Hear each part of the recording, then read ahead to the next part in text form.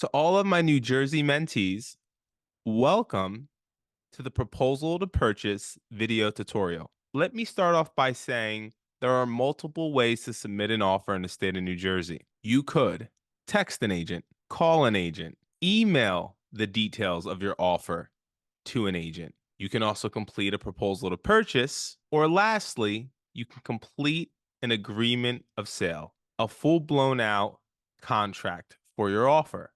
Now, as you can imagine, from texting to contract, the level of professionalism climbs.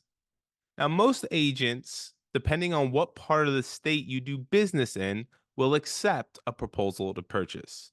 Let's be honest, any offer you actually submit, no matter how you submit it, their obligation is to present that offer to their client, the seller. Now, we're not going to break down texting, phone calls, or emails. We're going to jump all the way to proposal to purchase. And then in a future video or on a one-on-one training, and sometimes we'll do a open training on the sales contract, that's where you'll learn how to execute that moving forward.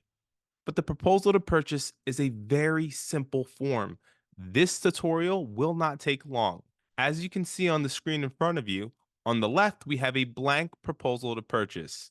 Outside of the information you can see at the bottom left that I can send to you as a blank proposal to purchase, which has our address and our license number. Again, you can compare left to right. And what I'm going to do is I'm going to break down line by line with the blank and then the one that I have here for my client so you can get a better understanding of not only what the lines mean, but what you should be filling out. Remember, when in doubt, you can reach out to your upline. You can reach out to myself, your sponsor, anybody in the organization, really. Do not forget, your state brokers in the New Jersey State Broker Room are there to help you also. You have a ton of support with the colony, but you also have a ton of support with EXP as well. But without further ado, let's go ahead and let's dive into it. You'll be able to follow my mouse because I have annotations on right now. So hopefully that helps. But I'm just going line by line. What I'm going to do is really focus on my example on the right. And then while you're watching this, if you want to pull up a blank proposal to purchase, you can start filling one out as well. Now, I'm not undermining anybody, as simple as this may be for me. If you haven't done this before or you haven't done them multiple times, I can understand how some of this could be a little intimidating. But rest assured, if you do what realtors don't do, you won't have any problems completing this form. And what I mean by that is realtors don't read. I am guilty of this. We are all guilty of this. But follow me here line by line. Referred to as buyer. So let's fill in the blank. In this case, it was my client, Brittany. You want to put down their name as it shows on their pre-approval. If you haven't had your clients pre-approved, you're not even at the point of submitting an offer anyway. But let's just assume that your client is pre-approved. You have their full name as it's presented on their pre-approval. That's what you want to put on your proposal to purchase your offer. So I have my client's name here. Authorizes myself, Michaelangelo Amantia of eXp Realty, to present the following proposal to purchase for the property situated at. The next line. This line right here is going to be the subject property, the property that is going to be offered on. On the next line, for the sum of was the offer price of $600,000. On the next line, I want you to follow me here. This was our initial escrow, our initial deposit, which we offered $5,000. Now, this is negotiable. Typically, guys, you want to do 1% of the purchase price. Again, it really depends on what part of the state, what type of financing, what type of down payment your client is utilizing. Even if it's a VA loan, which is 100% financing, you still need an earnest money deposit. Now, that'll come back to them, but you still want to show good faith. That's what the deposit is. It's a good faith deposit. Now, on the second line, really not the second line, but on the line following, buyer agrees to make an additional payment of. This would be a second deposit. Again, depending on what part of the state that you're operating in, it may be standard to issue a second deposit, which would typically come possibly at the conclusion of attorney review, whatever the attorneys agree upon, if you are utilizing an attorney on your transaction. Here, you'll notice we don't have one. Even if they wanted a second deposit, I'd probably just split it 2,500, 2,500, but we don't need to do that. The deposits are secure. They're not going anywhere unless somebody is in breach of contract. Those deposits are safe. Next, the buyer agrees to pay. This would be the balance due in cash. Follow me. So my client here was conventional, 20% down. So what I can do here is I can kind of work backwards. But the balance due in cash, all that is the difference between what they're financing and the cash they need to bring to the table, less their $5,000 deposit that you see up here that has already been secured. So in this case, the contract of sale will be subject to buyer obtaining a conventional, so you check off conventional. Again, it really all depends, in the amount of 480,000. Now, this is what I know. This is simple math. If my client is putting 20% down conventional, the offer price is 600,000, then I know that they're going to be financing 80% of that. 80% of 600,000 is 480,000. Now, if I take the 480,000, I add the 115,000 plus the 5,000, you'll always get your top number. So it's what's being financed less the cash that they need to bring to the table, plus their earnest money deposit, their good faith deposit. That will equal the sum of the offer price. Let's just run that back one more time. What they're financing, the down payment, which really would have been 120,000, but they put down a deposit of 5,000, would give you 600,000. Just add up going backwards. If the numbers you have here don't equal here, then something is off. Unless, of course, you're with the VA loan, which is 100% financing. And if it were 100% financing, for example, if the offer was 600,000 and we put down a $5,000 deposit, the buyer agrees to pay, it would be zero here in cash, and the mortgage amount would be for 600,000. But Mike, if I took 600,000 and added 5,000, I'd get 605. They'll get their $5,000 back. Okay, it's a good faith deposit, but honestly, it'll just be applied towards their closing costs. VA loans still have closing costs. Next, the projected settlement date is to be on or before. In this scenario, I simply typed out 30 days from conclusion of attorney review at the office of Spartan Title in Hamilton, New Jersey. We also have Spartan Title in Burlington Township, New Jersey. Okay, so whatever title company you are using, I typically, and you want to confirm this with the lender, guys. You want to have an open line of communication with the lender. You are working together representing a mutual client. So if the lender is Joe Schmo, I need to contact Joe and I say, Joe, just want to, before I submit this offer, I want to make sure 30 days is going to look really good. Can you accommodate that? Yeah, Mike, absolutely. 30 days is no problem. Okay, then I'll put in 30 days. Now, of course, the lender has to be able to accommodate and my client has to be able to accommodate. But that's what we put here in this example. Next, the proposal is made on the following terms and conditions. 1, personal property and fixtures. The property being transferred includes all fixtures permanently attached to the building, shrubbery, plants, and fencing, also including, I list all major appliances, pool supplies and materials, in this case it was applicable, light fixtures and window treatments. So what I want you to do, in the MLS, there is a section on what's being included and excluded. You can copy verbatim exactly what's being included in the sale. Now, just because something that you want isn't included doesn't mean you can't put it in your offer, right? It's an offer. It's going to be taken into consideration. Maybe they accept it, maybe they don't. But don't leave this blank. Make sure you're listing what's included with the property. Specifically excluded is personal property. Next, part 2, possession and occupancy. It's at the time of settlement. That's all you need to know. That's when the buyer will occupy at the time of settlement. What would be an example of other? Well, what if there was a lease back?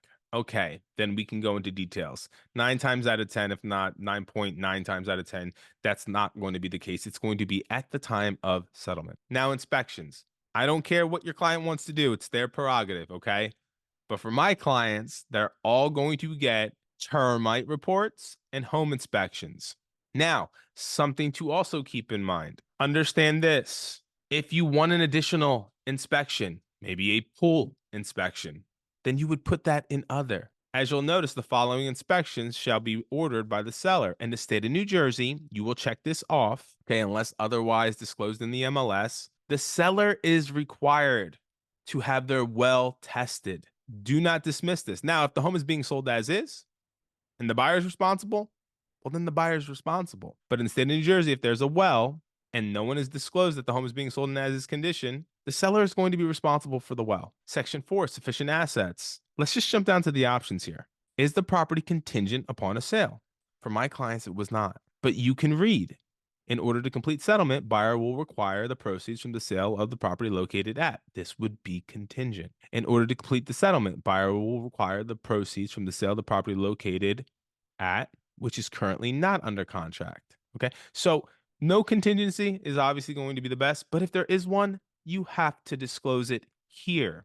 There's an imperative part that you cannot exclude from the offer. Section 5, this is for other.